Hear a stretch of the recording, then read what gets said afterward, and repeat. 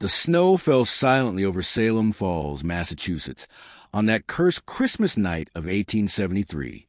The town's church bells had just finished ringing midnight when Margaret Whitmore walked out her house and into the bitter cold, her bare feet leaving bloody prints in the fresh snow.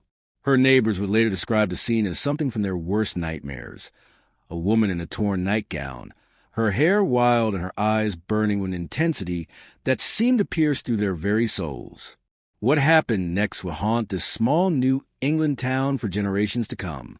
Margaret Whitmore, a respected mother of three, stood in the town square and confessed to the most heinous crime imaginable. Her words echoed through the silent streets like a death knell, and by dawn, the entire community knew the terrible truth about what had transpired behind the walls of the Whitmore house.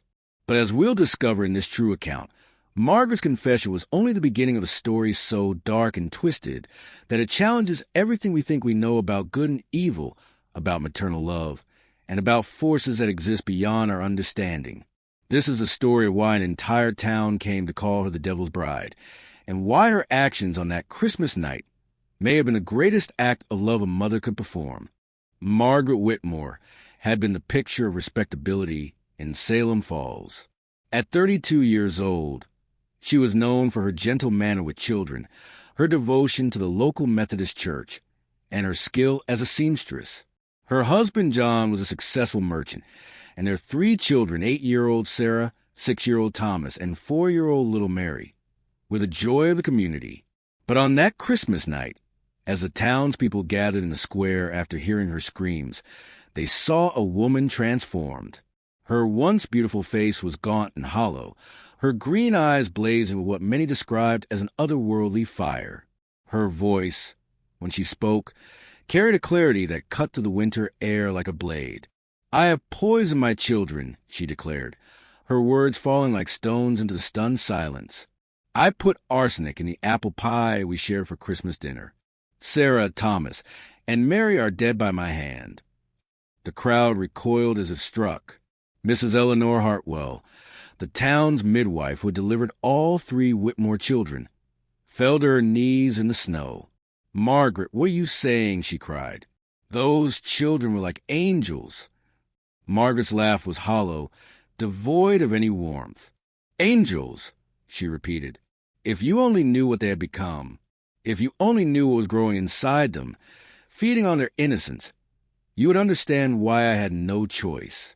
Sheriff William Crawford pushed through the crowd, his hand instinctively moving to the pistol at his side. He had known the Whitmore family for years, had watched those children grow up in his community. The woman standing before him bore little resemblance to the Margaret he remembered. "Mrs. Whitmore, you need to come with me," he said, his voice steady despite the horror of what he was hearing. "We need to see about the children." Margaret nodded slowly, as if she had been expecting this moment. "You'll find them in their beds, Sheriff. They look peaceful now, more peaceful than they had been in weeks." Her voice dropped to a whisper that somehow carried to every person in that square.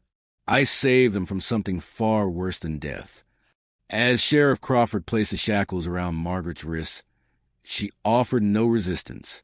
But those who were close enough would later swear they heard her whispering something under her breath, words in a language none of them recognized, words that seemed to make the very air around them grow colder. The house stood silent as they approached it, its windows dark except for the soft glow of candlelight coming from the children's bedroom on the 2nd floor. What they found inside would challenge everything the people of Salem Falls believed about the world they lived in. In the weeks leading up to that terrible Christmas night, the Whitmore household had begun to change in ways that defied explanation. Mrs. Agnes Porter, who lived in the house adjacent to the Whitmores, was the first to notice the strange occurrences that would later seem like harbingers of a tragedy to come. It began with the children's behavior. Sarah, Thomas, and Mary, once the most well-behaved children in town, started exhibiting disturbing patterns. They would stand at their bedroom windows for hours, staring into the woods behind their house with an intensity that unnerved anyone who witnessed it. When asked what they were looking at, they would smile in unison and say, "Our friends are coming to visit." Margaret had confided to Mrs. Porter that the children had begun speaking to invisible companions. At first, she thought it was merely childhood imagination, but the conversations became increasingly disturbing. She would find them huddled together in corners, whispering in voices that sounded too mature for their ages, discussing topics no child should know about. They know things, Margaret had told Mrs. Porter just days before Christmas, her face pale with exhaustion. They know things about people in town, about things that happened before they were born. Yesterday, little Mary described in perfect detail how old Mr. Henderson died last spring. She wasn't even present when it happened, and no one ever spoke of it in front of the children. The house itself seemed to be responding to whatever was happening to the children. Mrs. Porter reported hearing strange sounds coming from the Whitmore property during the night. Not the usual creaking of an old house, but deliberate, rhythmic knocking that seemed to come from within the walls themselves. She also noticed that the family's garden, which had been Margaret's pride and joy, had begun to wither and die despite the mild autumn weather. But perhaps the most disturbing discovery came when Margaret found strange symbols drawn on the walls of the children's bedroom. The markings appeared overnight, drawn in what looked like charcoal but felt warm to the touch. When Margaret tried to scrub them away, they would reappear within hours, darker and more intricate than before. The symbols were unlike anything the local pastor had ever seen. Reverend Samuel Moore spent an entire afternoon examining them, comparing them to texts on ancient religions and occult practices. His conclusion was deeply troubling. The symbols bore resemblance to protective wards, but they were drawn incorrectly, as if someone or something was deliberately inverting their meaning. John Whitmore's behavior during this period was equally disturbing. A man who had always been devoted to his family, he began disappearing for hours at a time, claiming he needed to research something at the town's small library. Mrs. Porter observed him multiple times standing in the woods behind his house, apparently having conversations with someone, though she never saw another person present. On December 18th, exactly 1 week before Christmas, John Whitmore vanished entirely. He left behind only a letter, hastily written in his familiar handwriting, but containing words that seemed to come from a stranger. The letter, which would later be found by Sheriff Crawford, read, "My beloved Margaret, if you are reading this, then you know what must be done. The children are no longer ours to save through conventional means. The binding is almost complete, and soon they will be lost to us forever. I have gone to find another way, but if I fail, you must be strong enough to do what we discussed. Save their souls while you still can. The book in the cellar will tell you how. What do you think about what we've revealed so far? Does Margaret's confession seem more understandable now? Or do you believe there might be another explanation for these strange events? Share your thoughts in the comments below, because what we're about to uncover next will challenge everything you think you know about this case. The investigation into the Whitmore family's background revealed a history so disturbing that Sheriff Crawford initially refused to believe it. Hidden in the Salem Falls Historical Society's archives, researcher Thomas Blackwood uncovered documents that traced the Whitmore lineage directly back to the Salem witch trials of 1692. Margaret Whitmore was the great-great-granddaughter of Rebecca Whitmore, one of the 19 women executed during those infamous trials. Rebecca had been accused of practicing witchcraft after several children in Salem Village claimed she had bewitched them through demonic pacts. The official record stated that Rebecca maintained her innocence until the moment of her execution, but there were unofficial accounts, hidden away in private journals, that told a different story. According to the diary of Magistrate Jonathan Corwin, one of the judges who presided over the witch trials, Rebecca Whitmore had indeed confessed, but not to the crime she was accused of. Instead, she claimed to be fighting against a demonic entity that had targeted her bloodline for generations. She spoke of a curse that would follow her descendants, one that would claim the souls of the innocent until a family member was willing to make the ultimate sacrifice. The property where the Whitmore house stood had an even darker history. Town records showed that the land had been used as a burial ground for those deemed unworthy of consecrated ground, criminals, suspected witches, and those who had died by suicide. When John Whitmore purchased the property in 1865, he had been unaware of its grisly past. The previous owner, eager to sell, had omitted these details from the deed. But perhaps the most chilling discovery came from the seller of the Whitmore house. Sheriff Crawford, following the instructions in John's letter, found a hidden chamber behind what appeared to be a solid stone wall. Inside was a collection of books and documents that no God-fearing family should have possessed. The centerpiece of this hidden library was an ancient tome bound in what appeared to be human skin. The book was written in multiple languages, Latin, Hebrew, and symbols that matched those found on the children's bedroom walls. Dr. Ezra Whitman, a scholar of ancient languages from Harvard University, was brought in to translate key passages. What he found defied rational explanation. The book detailed rituals for summoning and binding demonic entities, but more importantly, it contained detailed accounts of how these entities would target specific bloodlines across generations.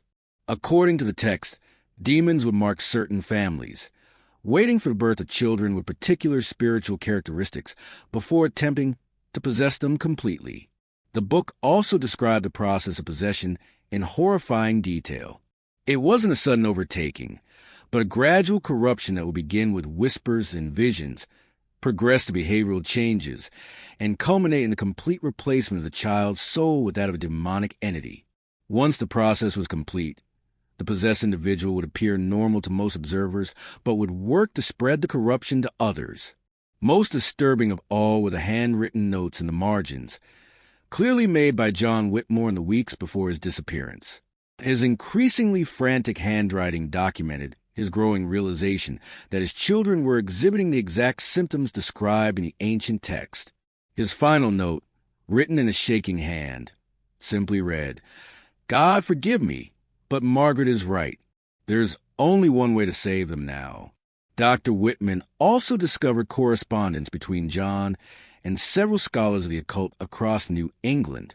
These letters revealed that John had been desperately seeking a way to break the curse on his family. He had consulted with ministers, scholars, and even individuals who claimed to have experience with supernatural phenomena. The consensus was unanimous and terrifying.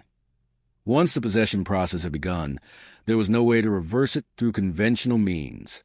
The final piece of evidence found in that hidden chamber was a journal kept by John during the last weeks of his life. The entries painted a picture of a man watching his beloved children slowly transform into something unrecognizable. He wrote of finding them in the cellar at night, standing in a circle around symbols drawn in blood, speaking in voices that were not their own. He described how their eyes had begun to change color in certain light, becoming completely black, and how they had started to know things they couldn't possibly know.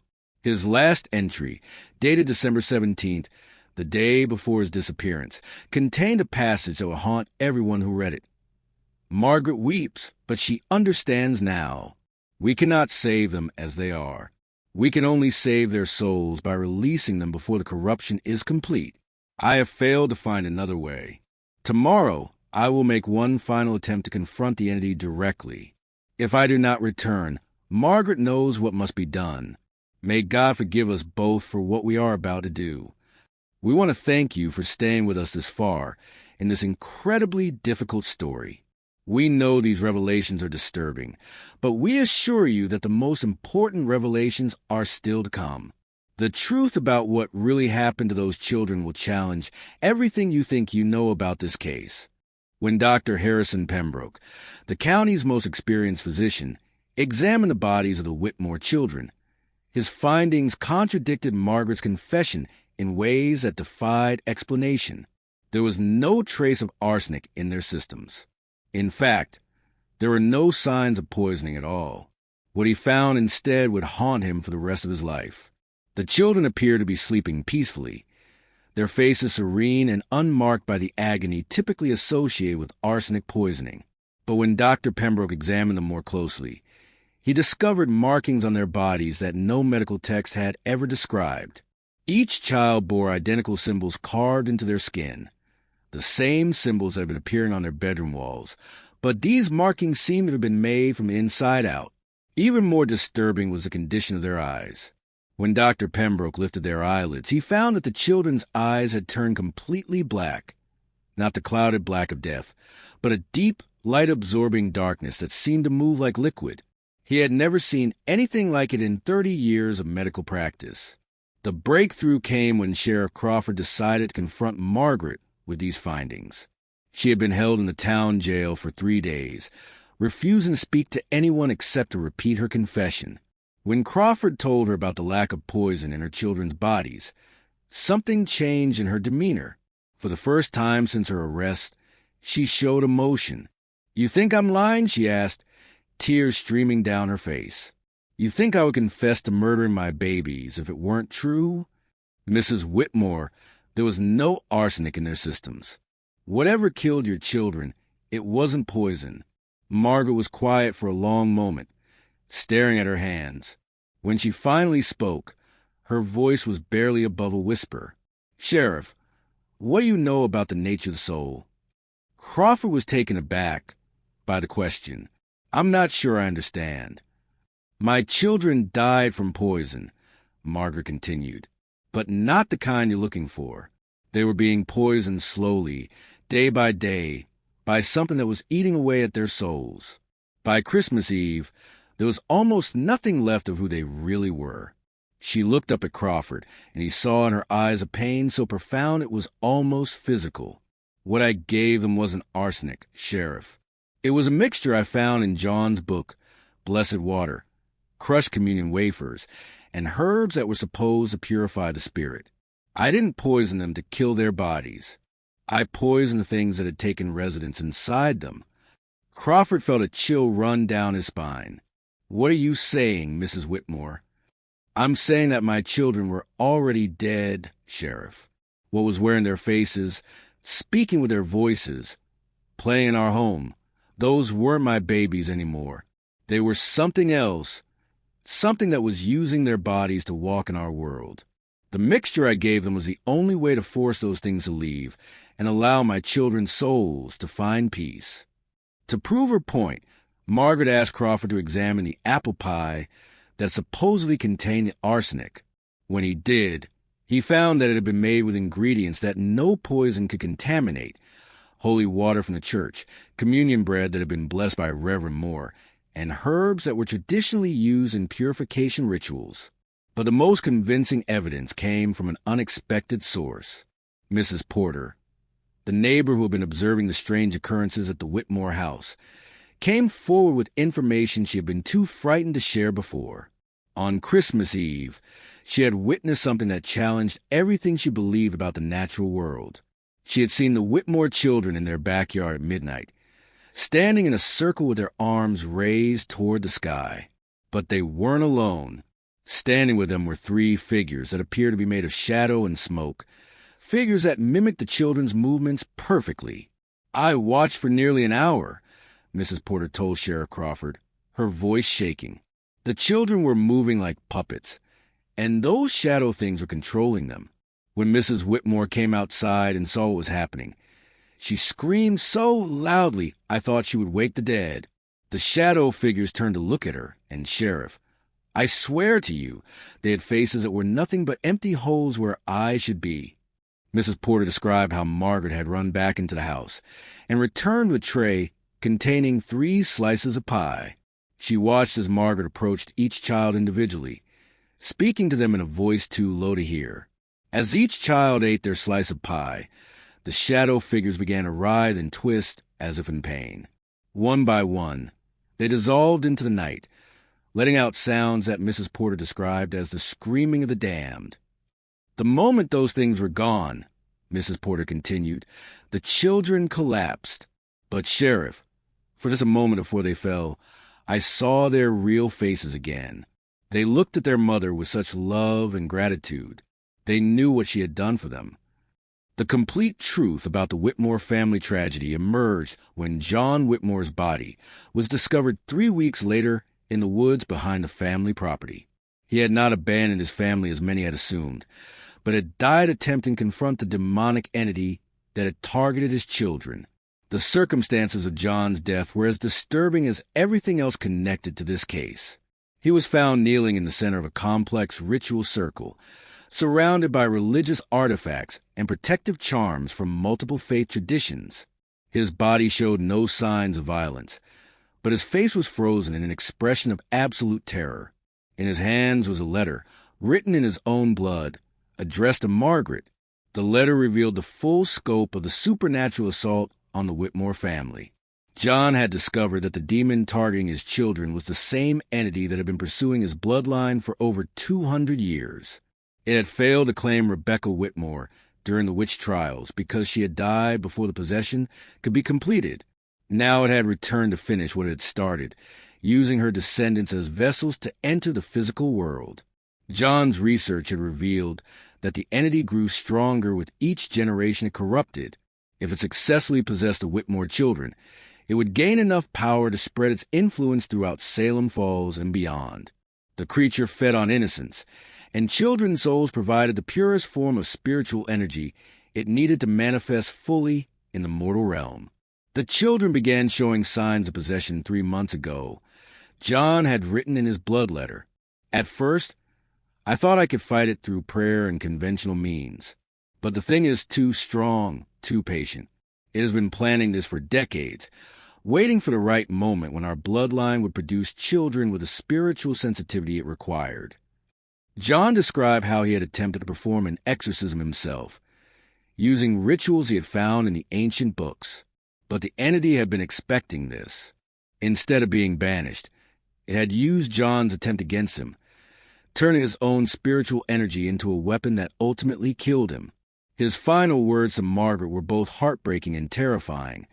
"My beloved wife, if you are reading this, then I have failed. The children are lost to conventional salvation. You must use the purification ritual we discussed. I know the cost is unbearable, but you must release their souls before the corruption is complete. The mixture in the cellar will free them. I will be waiting for all of you on the other side." When confronted with this evidence, the people of Salem Falls were forced to grapple with a reality that challenged their fundamental beliefs. The town was divided between those who believed Margaret had saved not only her children, but potentially the entire community, and those who saw her as a woman driven mad by grief who had murdered her own children. Reverend Moore, who had initially been among Margaret's harshest critics, underwent a profound change of heart after examining all the evidence. He visited Margaret in jail and listened to her complete account of the events. When he emerged from that meeting, he was a changed man. "I have spent my entire life preaching about the battle between good and evil," he told his congregation the following Sunday. "But I never truly understood the price that battle sometimes demands until I met Margaret Whitmore. She has committed the greatest act of maternal love I have ever witnessed, sacrificing her own eternal peace to save her children's souls." But not everyone in Salem Falls was convinced. Led by Mayor Edmund Blackwood, a significant portion of the community demanded that Margaret be executed as a child murderer. They refused to accept any explanation that involved supernatural forces, insisting that she was simply a woman who had been driven insane by isolation and grief. The trial of Margaret Whitmore became one of the most controversial legal proceedings in Massachusetts history. The prosecution argued that she was a delusional woman who had killed her children in a fit of religious mania. The defense, led by attorney Samuel Adams, Jr., presented evidence of the supernatural persecution the family had endured, calling witnesses who had observed the strange phenomena surrounding the Whitmore household. The jury deliberated for 6 days, the longest deliberation in the county's history. When they returned their verdict, it reflected the deep division in the community, guilty of manslaughter rather than murder, with a recommendation for mercy based on the extraordinary circumstances of the case. Margaret Whitmore was sentenced to death, but the manner of her execution will be the final vindication of her actions. On the morning of March 15, 1874, as she was led to the scaffold, witnesses reported that she seemed at peace for the first time since her arrest. Her last words were heard clearly by everyone present. "Sarah, Thomas, Mary, Mama is coming home." But what happened next convinced even her harshest critics that there had been truth in her claims.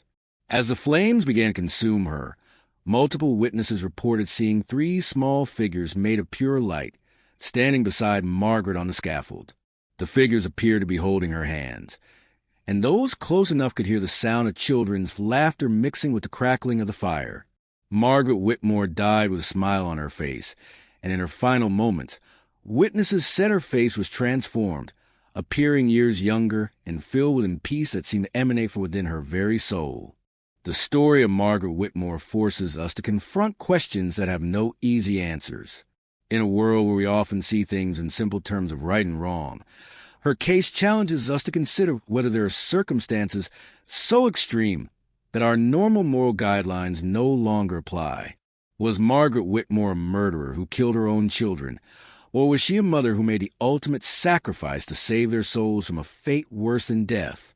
The evidence suggests that she faced an impossible choice: watch her children's souls be consumed by an ancient evil, or freedom through an act that would forever brand her as a monster in the eyes of the world. More than 150 years later, the Whitmore house still stands in Salem Falls, though no one has lived there since that terrible Christmas night. Local residents report that on quiet evenings, particularly around Christmas time, you can sometimes hear the sound of children's laughter coming from the empty house. But unlike the disturbing sounds that plagued the family during their final months, this laughter is described as pure and joyful, the sound of souls finally at peace. Margaret Whitmore was called the Devil's Bride by those who couldn't understand the true nature of her sacrifice. But perhaps a more accurate title would be the Angel of Salem Falls, a mother who chose damnation for herself so that her children could find salvation. What do you think about Margaret's choice? Was she a hero or a villain? Could you make such a sacrifice to save someone you love? Share your thoughts in the comments below. Your perspective on this case might help others understand the complex moral questions it raises. If this story moved you, please subscribe to our channel and hit the notification bell to stay updated on more real stories that challenge our understanding of good and evil. And don't miss our next video. Subscribe to the channel and enter the placelet and follow other stories so intriguing and frightening like this. Click on the screen to watch it now.